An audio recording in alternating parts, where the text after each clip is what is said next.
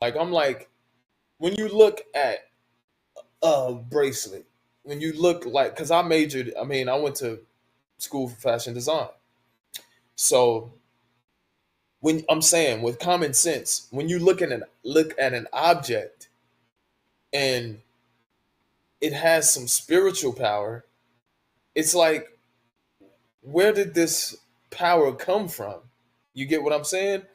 How did you how did you how did you collect this spiritual energy and harnessed it inside of an object to give it power? How is that possible? Okay, well, this power, like, think about on a common sense level. Like, well, this power has to come from something. It has to come from somewhere. You get what I'm saying? So just having an object as a form of worship, like, that's just crazy. You get what I'm saying? Like, thinking about it now, like, is it like, that's just crazy. Having something and using it as a form of like God's power in a form of an object. Get what I'm saying? It's just crazy when you think about it.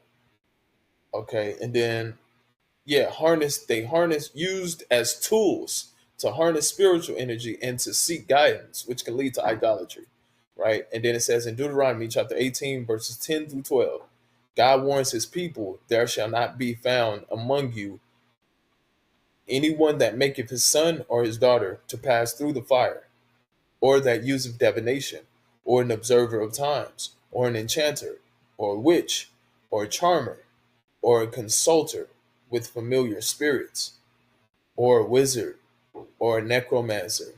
For all that do these things are an abomination unto the Lord. So all these things that was just named, an enchanter, a witch, a charmer, a consulter with familiar spirits, people be, using these cards and trying to, or I think that's speaking in other terms actually, but those people that be, necromancers. When someone uses crystals for spiritual purposes, they are often unknowingly engaging in practices that God has called abominable.